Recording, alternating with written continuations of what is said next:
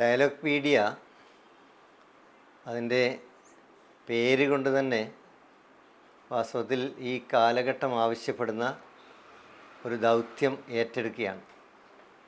കാരണം നമ്മുടെ പൊതുമണ്ഡലത്തിൻ്റെ രൂപീകരണം തന്നെ സംവാദവുമായി ബന്ധപ്പെട്ടാണ് യഥാർത്ഥത്തിൽ ലോകവ്യാപകമായി തന്നെ ഉയർന്നു വന്നത്. എന്നാൽ ഇന്ന് എല്ലാ സംവാദങ്ങളും റദ്ദ് ചെയ്യപ്പെട്ടുകൊണ്ടിരിക്കുന്ന ഒരു പ്രത്യേക സാഹചര്യത്തിലൂടെ ഇന്ത്യയും കേരളവും കടന്നു പോകുമ്പോൾ ഡയലോഗ്പീഡിയ തീർച്ചയായും ജനാധിപത്യപരമായിട്ടുള്ള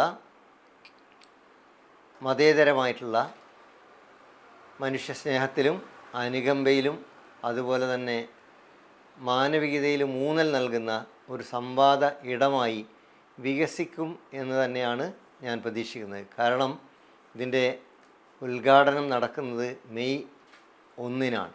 മെയ് 1 എന്ന് പറയുമ്പോൾ നമുക്ക് അറിയാം, ലോകവ്യാപകമായി തന്നെ മനുഷ്യരെ ഒരുമിപ്പിക്കുന്ന, ജാതിക്കും മതത്തിനും അതീതമായി, ലിംഗവ്യത്യാസങ്ങൾക്ക് അതീതമായി തൊഴിലെടുക്കുന്ന മുഴുവൻ മനുഷ്യരെയും അവരുടെ അധ്വാനത്തിന് അർഹിക്കുന്ന വേതനങ്ങൾ ലഭിക്കുന്നതിന് വേണ്ടി 8 മണിക്കൂർ തൊഴിൽ ചെയ്താൽ 8 മണിക്കൂർ വിശ്രമിക്കുന്നതിന് വേണ്ടി 8 മണിക്കൂർ വിനോദത്തിലേർപ്പെടുന്നതിന് വേണ്ടി മനുഷ്യർ നടത്തിയിട്ടുള്ള ലോകത്തിലെ ഏറ്റവും ഉജ്ജ്വലമായ സമര ഓർമ്മയാണ് യഥാർത്ഥത്തിൽ ഈ മെയ് ദിനം എന്നുള്ളത്. അതുകൊണ്ട് നമുക്ക് നിരവധി ആഘോഷങ്ങളും ഉത്സവങ്ങളും ലോകത്തുണ്ടെങ്കിലും മറ്റെല്ലാ ഉത്സവങ്ങൾക്കും പ്രാദേശികമോ മറ്റു തരത്തിലുള്ള വിഭാഗീയമോ ആയിട്ടുള്ള ഉള്ളടക്കം സ്വാഭാവികമാണ്.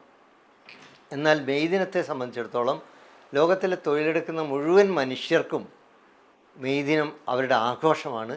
അവരുടെ നിലനിൽപ്പുമായി ബന്ധപ്പെട്ട, അതിജീവനവുമായി ബന്ധപ്പെട്ട, അവരുടെ ഭാവിയുമായി ബന്ധപ്പെട്ട അനിവാര്യമായ ഓർമ്മിപ്പിക്കലും ചരിത്രത്തെ പുനഃസൃഷ്ടിക്കലുമാണ്. അതുകൊണ്ട് ഈ മെയ് ദിനത്തിൽ ഇതുപോലൊരു സംരംഭം ഡയലോഗ്പീഡിയ ആരംഭിക്കുന്നത്, പ്രത്യേകിച്ച് മാധ്യമങ്ങൾ മുഴുവൻ കോർപ്പറേറ്റുകളും നവഫാസിസ്റ്റുകളും കൈയടക്കിക്കൊണ്ടിരിക്കുന്ന ഒരു കാലത്ത് ഇതുപോലൊരു മാധ്യമം ഉണ്ടാവുക എന്നുള്ളത് അനിവാര്യമാണ്.